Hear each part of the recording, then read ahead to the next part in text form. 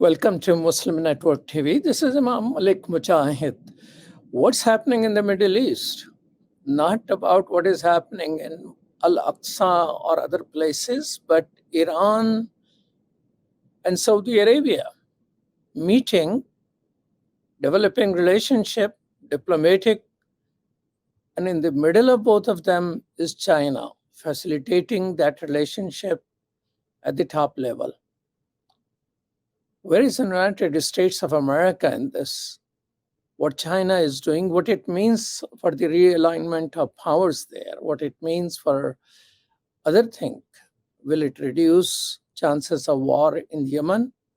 We have with us Isaac Evans-Frantz, who is a humanitarian and a coalition builder and a former candidate for the US Senate. He is Executive Director of Action Corps. Welcome to Muslim Network TV. Thank you for having me. It's good to be here with you at this important moment. Is it important moment? What is the significance of it? Well, for the first time in years, Saudi Arabia and Iran have come to an agreement to restore diplomatic ties.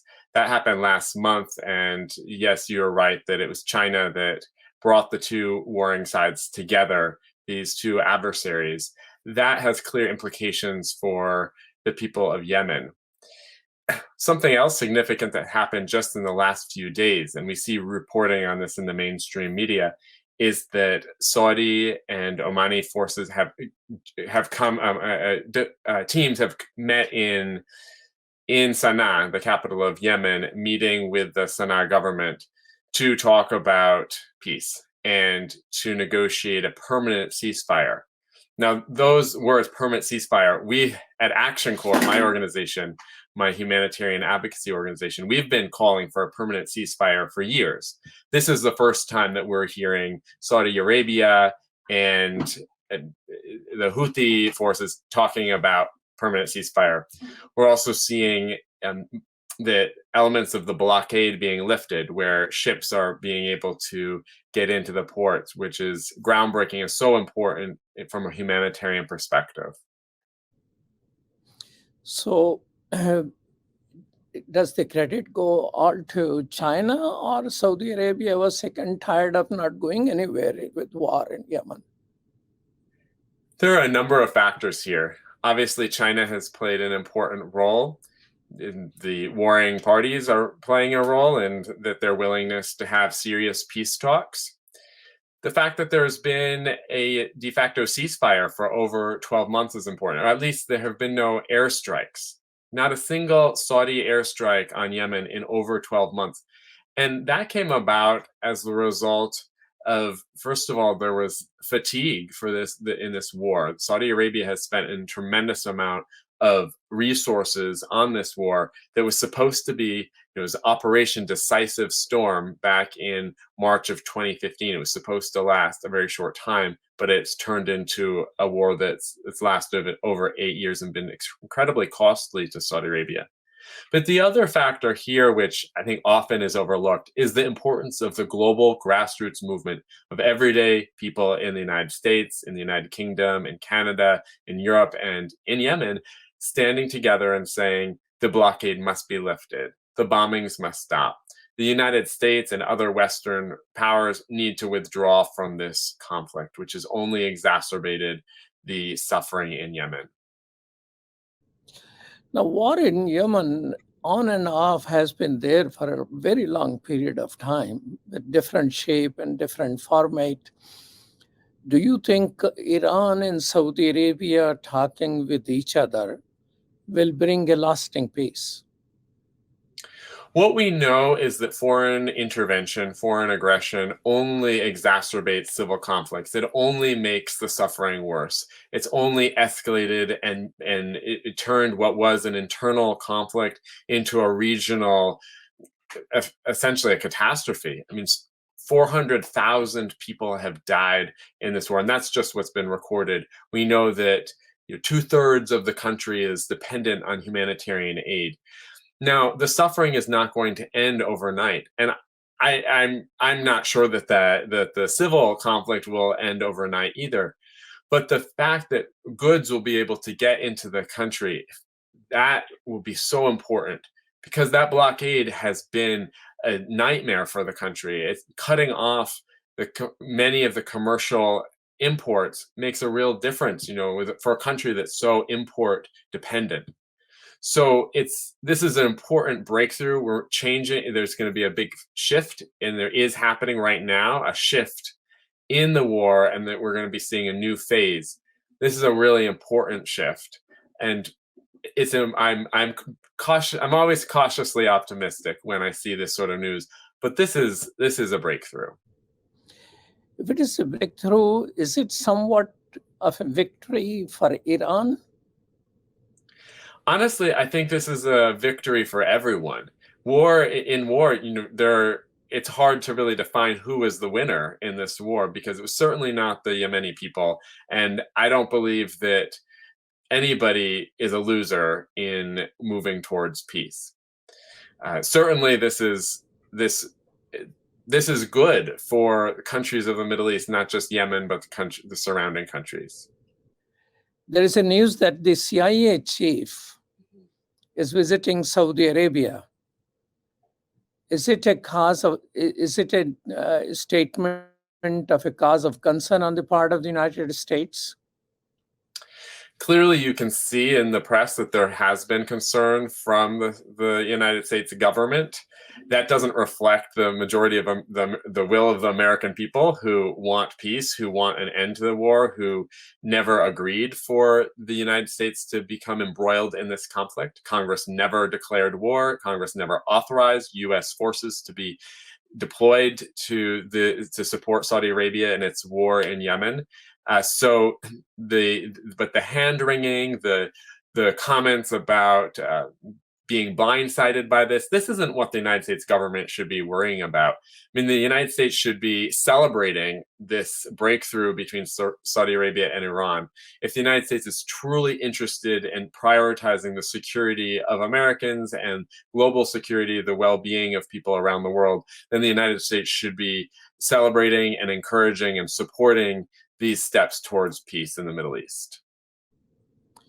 Now, considering Saudi Arabia is a close ally of the United States and Iran, perhaps the number one adversary, who do you think was able to manage this conversation to take place in China? Is it a China initiative, or is it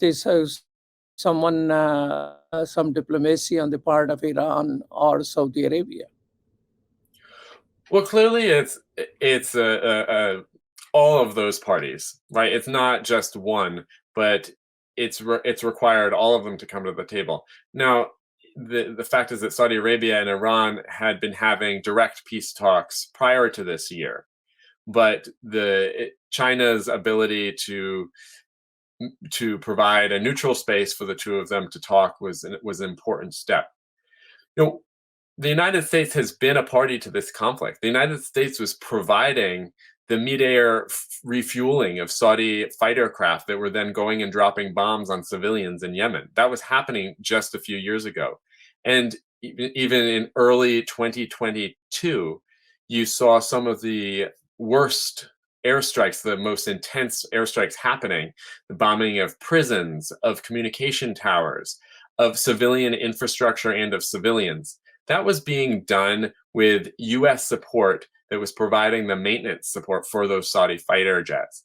And so the idea that the United States would have some legitimacy and some ability to be a neutral arbitrator or a neutral bringing the sides together, it is a little hard to fully imagine how that would have happened. And so the United States needs to let go of any sort of pettiness or resentment and needs to get on board. And this peace train is unstoppable. We are moving towards peace, and the United States has a choice really here whether to fully embrace this and celebrate it. And it doesn't matter who's helping negotiate that peace. The important thing is that we're going to have peace. What do you see as China's role in furthering peace in the Middle East? I mean, there are several countries which has been bombed by the United States, some devastated and some destroyed, and a whole lot of several million people have died. Countries are completely, loss of life at a very high level. So is China the new player in the Middle East? Clearly, this is good for China's international reputation and image.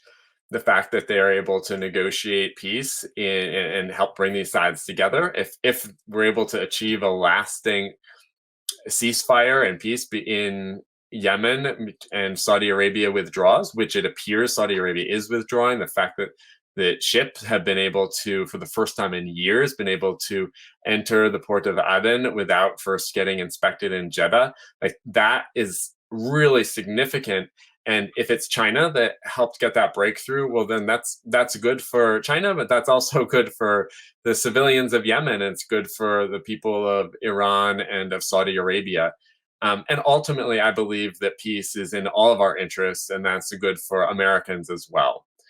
We have been very concerned about illegal, unconstitutional U.S. participation in this war. Congress never authorized it. And Article 1, Section 8 of the United States Constitution says that it's Congress that has the authority over war and peace, not the executive branch. And so this is partly, I believe, and at Action Corps, we believe that the civilian advocacy and activism, just last month in the first week of March, there were pro-Yemen war protests in 17 cities in 10 states across the United States, with over 75 organizations rallying in front of congressional offices.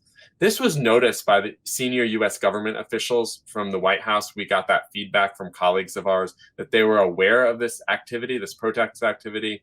That sort of pressure is important. Saudi Arabia knows that if they were to resume airstrikes, that Congress would not be okay with that. We saw that just as recently as December, Senator Bernie Sanders from my home state of Vermont went to the floor of the U.S. Senate making a speech about this and talking about coming back with a Yemen War Powers resolution, calling the question on U.S. involvement in this conflict.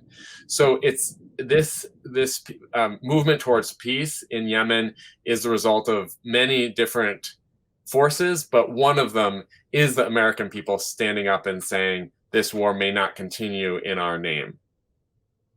Well, thank you so much. As Evans-Frantz, who is Executive Director of Action Corps.